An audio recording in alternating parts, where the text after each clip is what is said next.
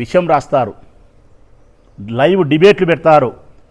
తిరుపతి లడ్డులో జంతువుల కొవ్వుతో తయారు చేసినారు. జగన్మోహన్ రెడ్డి హిందువే కాదు, జగన్మోహన్ రెడ్డి హిందువులకు అన్యాయం చేసినాడు. 120 కోట్ల మంది హిందువులకు జగన్మోహన్ రెడ్డిని శత్రువుని చేయాలా?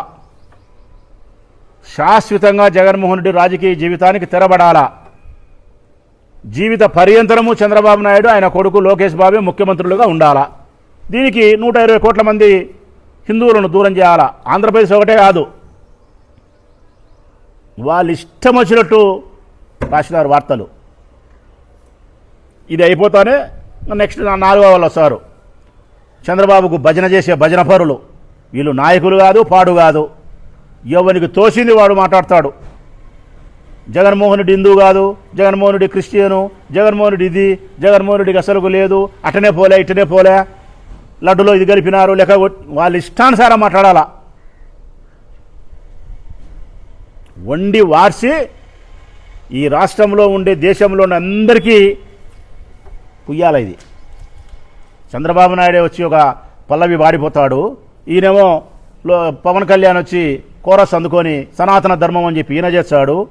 ఈ విషపత్రికలేమో విషయాన్ని రాస్తాయి, రాసిన విషయాన్ని ప్రపంచమంతా వండి వార్చేవాళ్ళు వీళ్ళు భజన పరులు. అడిగైపోయా. ఇది రాష్ట్రంలో జరిగే తంతు. మళ్ళీ ఒక వారము 10 రోజులు గ్యాప్ ఇచ్చి మళ్ళీ ఇంకోటి ఎత్తుకోవాలా జగన్ మీద. ఇంకోటి ల్యాండ్ టైటిలింగ్ అనో, లేకుంటే 30,000 మంది ఆడపిల్లలు కనపడలేదనో, ఏదో ఒకటి ఇంకోటి ఎత్తుకోవాలా. ఎత్తుకొని మళ్ళీ అంతే సేమ్ ఇదే. మీ మనసులా కాదా అసలు? మీరు అసలు ప్రజలలో మీ పరిస్థితి ఏందని మీకు అర్థం చేసుకుంటున్నారా? ఇంత అపవిత్రమైన మాటలు మీరు మాట్లాడినారే స్వామివారికి సంబంధించి, ఇంత అన్యాయంగా మీరు మాట్లాడినారే. ఒక్క వ్యక్తిని టార్గెట్ చేసి, కేవలం జగన్మోహన్ రెడ్డి అనే ఒకే వ్యక్తిని టార్గెట్ చేసి రాజకీయంగా లబ్ధి పొందడం కోసం అత్యంత పవిత్రమైనటువంటి ఏడుకొండల వానికి సంబంధించినటువంటి లడ్డూ ప్రసాదానికి సంబంధించి అపచారానికి, అపవిత్రకు సంబంధించిన మాటలు మీరు మాట్లాడి భక్తుల యొక్క మనోభావాలను పూర్తిగా మీరు దెబ్బతీసే విధంగా ప్రవర్తించినారే. సుప్రీంకోర్టు జోక్యం చేసుకుంది. ప్రజలారా, ఒక నివేదిక లేదు, ఒక విచారణ జరగలేదు, ఏ ఆధారం లేకుండా, ఏ విచారణ లేకుండా, ఏ నివేదిక లేకుండా ఇట్లా మాట్లాడడం సరైన పద్ధతి కాదు. మీరందరూ దీని మీద మాట్లాడకుండా నిశ్శబ్దంగా ఉండండి.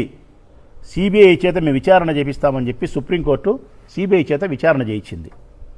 2004లో ప్రారంభమైనటువంటి సుప్రీంకోర్టు ఆదేశాల మేరకు సిబిఐ విచారణ నిన్నటి దినం సిబిఐ విచారణ పూర్తి అయిపోయి వాళ్ళు ఛార్జ్షీట్ కోర్టులో ఫైల్ చేసినారు, నెల్లూరు కోర్టులో.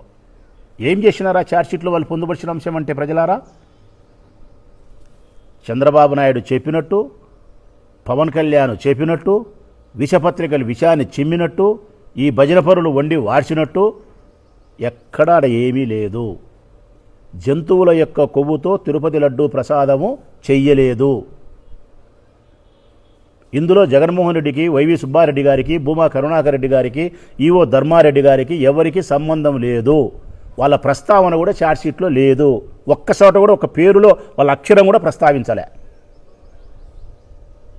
పామాయిల్తో అంటే నెయ్యితో చేయాల్సిన లడ్డును నెయ్యి యొక్క నాణ్యత తగ్గి చేసినారని చెప్పి ఇచ్చినారు.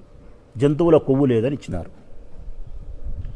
మరి ఈరోజు సిబిఐ విచారణ చేసి జంతువుల యొక్క కొవ్వుతో లడ్డూ ప్రసాదం చెయ్యలేదు, ఆ లడ్డు అపవిత్రం కాలేదు అని చెప్పి సిబిఐ ఛార్జ్షీట్లో కోర్టుకి ఇచ్చిన తర్వాత మీరు తలదీసి మొలలో పెట్టుకుంటారా అని అడుగుతున్న ముఖ్యమంత్రి గారిని, పవన్ కళ్యాణ్ను, ఈ విషపత్రికలను. నేను ఒక పొలిటికల్ పార్టీకి సంబంధించిన వ్యక్తిగా కాకుండా భగవంతుని పట్ల భక్తి కలిగినటువంటి ఒక భక్తునిగా చెప్తా ఉన్నా. నేను శివపార్వతుల పట్ల అచంచలమైన భక్తిభావాన్ని కలిగిన వాడిని, దేవుని పట్ల ఆరాధన కలిగిన వాడిని చెప్తా ఉన్నా. నేను ఇంత మనో అభిప్రాయాలను దెబ్బతీసే విధంగా చంద్రబాబు నాయుడు రాజకీయ లబ్ధి కోసం మాట్లాడినాడే, పవన్ కళ్యాణ్ ఇట్లే మాట్లాడినాడే, విషపత్రికలు ఇట్లే విషయాన్ని చిమ్మినాయే, వీరికి శిక్ష లేదా? సుప్రీంకోర్టు, గౌరవ సుప్రీంకోర్టు వారుగా స్పందించాల్సినటువంటి బాధ్యత ఉందని చెప్పి నా విజ్ఞప్తి. వీరి మీద కేసులు నమోదు చేయాలా. ఒక్కరు కాదు కంప్లైంట్ ఇస్తానే దిపుద్దు వీళ్ళ మీద. ఒక నేరం జరిగితే దాని బాధితుడు ఒకడే ఇస్తాడు. ఇక్కడ 120 కోట్ల మంది హిందువులు కంప్లైంట్ చేస్తున్నారు వాళ్ళ మీద శిక్షించమని. సోషల్ మీడియాలో వాగిపోతుంది. నేను అభ్యర్థిస్తానా ఈ రాష్ట్ర హైకోర్టును కానీ సుప్రీంకోర్టు వారి కానీ గౌరవ సుప్రీంకోర్టు వారిని సిబిఐ చేత విచారణ చేయించి మా మనోభిప్రాయాన్ని బ్రతికించినందుకు, భగవంతుని పట్ల మా విశ్వాసాన్ని కాపాడినందుకు ధన్యవాదాలు. అదేవిధంగా ఇంత అపపవిత్రమైన మాటలు మాట్లాడి అపచారానికి ఒడిగట్టినటువంటి ఈ ప్రబుద్ధులను శిక్షించడానికి కేసు నమోదు చేయండి. యావత్ భారతీయులందరికీ వీళ్ళు క్షమాపణ చెప్పాలా, కోర్టు ద్వారా వీళ్ళకు శిక్ష పడాలా. అప్పుడే ఇంకొక విధవ ఇట్లాంటి మాటలు మాట్లాడకుండా ఉంటాడు. ఎన్ని మాట్లాడినారు అసలుకు. ఆర్పి అనేవాడైతే మాట్లాడినాడు, జబర్దస్త్ వాడు కమిడియన్. రోజమ్మని ఎంత నీచగా మాట్లాడినాడు. రోజమ్మ కొవ్వుతో చేసినారు ఈ లడ్లు, రోజమ్మ పంది అని మాట్లాడినాడు వాడు. గుడిమెట్లు కడుగుతారా? కడగాల్సింది గుడిమెట్లు కాదయ్యా పవన్ కళ్యాణ్, కడగాల్సింది గుడిమెట్లు కాదు. చంద్రబాబు నాయుడు యొక్క నోటిని, నీ నోటిని ఫెనాయిల్ వేసి కడగాల. ఫెనాయిల్ బాత్రూములు కడుగుతారు, మీ నోటిని కడగాల ఫెనాయిల్తో. అపపవిత్రమైన మాటలు స్వామివారికి సంబంధించి మీరు మాట్లాడిన మాటలకు మీ నోర్లు కడగాల. సంప్రోక్ష చేస్తారా మీరు? దేనికి సంప్రోక్ష? సంప్రోక్ష చేయాల్సింది గుడిమెట్లను గుళ్ళను కాదు. అపపవిత్రమైనటువంటి మీ మెదడును సంప్రోక్ష చేయాలా, మీ ఆలోచనలను సంప్రోక్ష చేయాలా.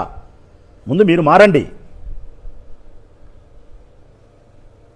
ఎంతటికి తెగిచ్చినారంటే మీరు అసలుకు కేవలం రాజకీయములో అధికారం కోసం ఏ గడ్డి కరిసేదానికైనా, ఏ సంఖ నాకేదానికైనా మీరు సంసిద్ధంగా ఉన్నారు. మీ టార్గెట్ ఒకటే, జగన్మోహన్ రెడ్డిని హిందువులకు దూరం చేయాలా.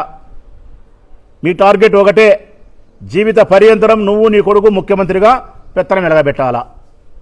దీనికోసం ఏమైనా మాట్లాడతాం, ఏమైనా చేస్తాం. ప్రజలందరికీ విజ్ఞప్తి చేస్తూ ఉన్నాం. తిరుపతి లడ్డులో జంతువుల కొవ్వుతో లడ్డూ ప్రసాదం తయారు కాలేదని సిబిఐ వారిచ్చిన రిపోర్టు ద్వారా మన మనసులన్నీ ప్రశాంతమైనాయి. మనందరం సంతోషపడతా ఉన్నాం. దేవదేవుడైన ఆ ఏడుకొండల వానికి ఏదైతే నైవేద్యంగా సమర్పిస్తారో తిరుపతి లడ్డును, దాన్ని మహాప్రసాదంగా భావించి కళ్ళకు అద్దుకొని చెప్పులు విడిసి పవిత్రమైనటువంటి హృదయంతో భావంతో మనం ఆరగిస్తాం. అది భోజనం కాదు, మహాప్రసాదం దేవదేవుంది.